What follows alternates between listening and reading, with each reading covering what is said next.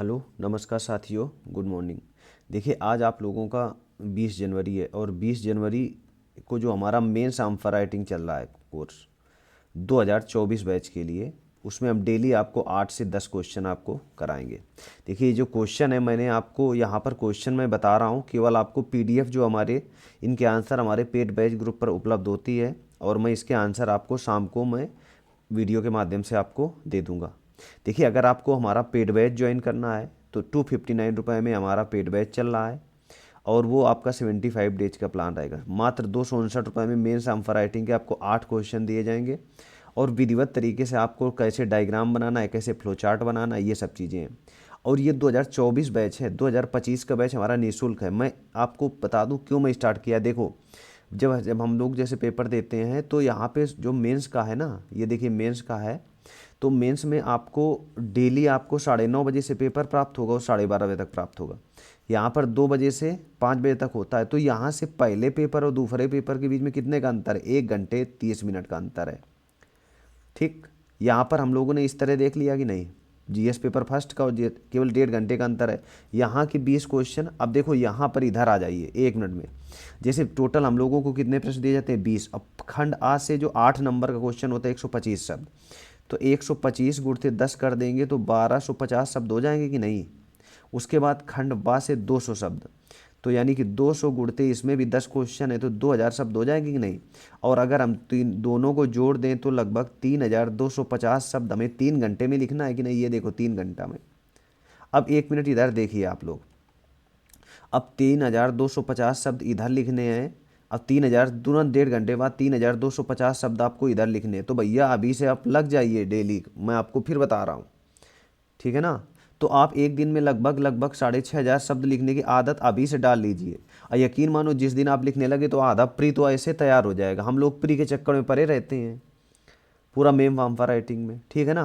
तो चलिए अब देखो, भारत के वन संसाधनों की स्थिति तथा जलवायु, जीएस पेपर फर्स्ट का क्वेश्चन है। हम लोग अब देख लेंगे 10 क्वेश्चन।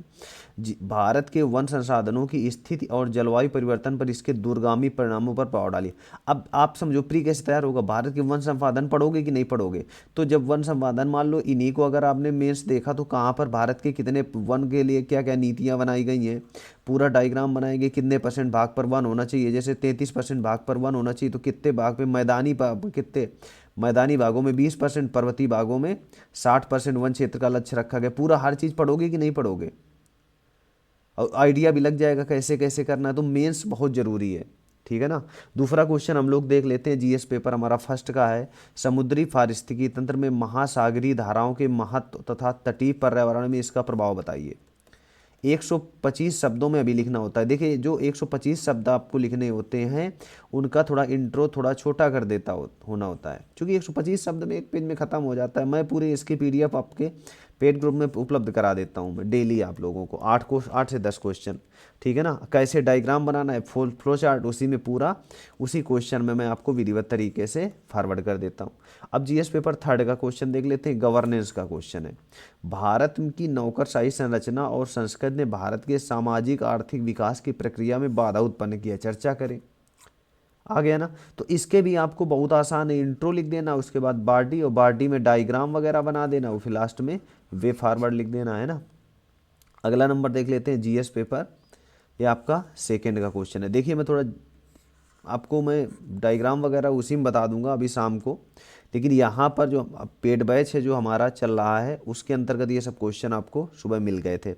अब देखिए, भारत में जननांकीय लाभांश तब तक सैद्धांतिक ही रहेगा जब तक हमारी जनसंख्या अधिक शिक्षित, जागरूक, कुशल और सृजनशील नहीं हो जाती है।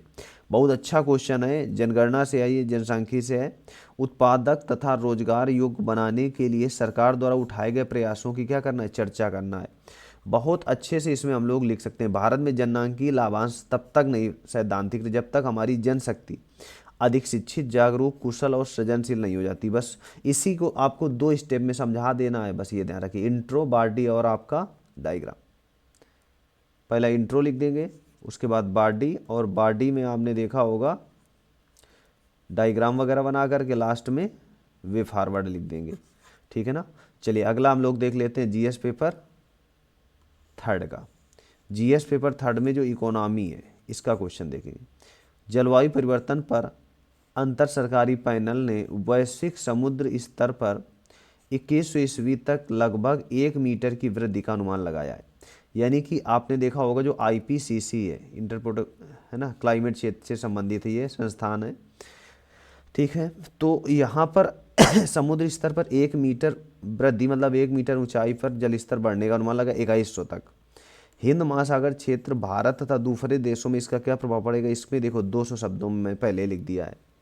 तो ये आपको 2 पेज के समथिंग आपको लिखना होगा और मैं इसका पीडीएफ आपको पेड ग्रुप में उपलब्ध करा दूंगा। चलिए, यहाँ पर जो जीएस पेपर 3 का इकोनॉमी का क्वेश्चन है, भारत के समक्ष आने वाली आंतरिक चुनौतियों के बारे में बताइए। ऐसे खतरों का मुकाबला करने के लिए खुफिया और जांच एजेंसियों की भूमिका क्या करिए बताइए।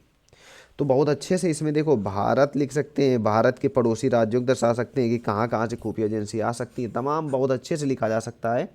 और यहाँ पर इंट्रो लिख कर के फिर बॉडी, और बॉडी में आपके डायग्राम है ना, डायग्राम हो गया, फ्लो चार्ट, लास्ट में वे फॉरवर्ड लिख कर क्वेश्चन को एंड कर देना है।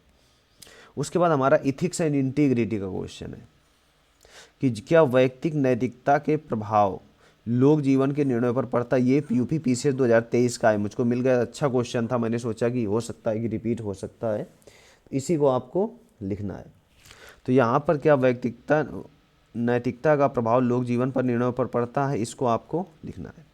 उसके बाद देखिए जीएस पेपर हमारा 3 का क्वेश्चन है, भारत सरकार द्वारा शुरू किए गए राष्ट्रीय आर्द्रभूमि संरक्षण पर क्या करिए, टिप्पणी कीजिए।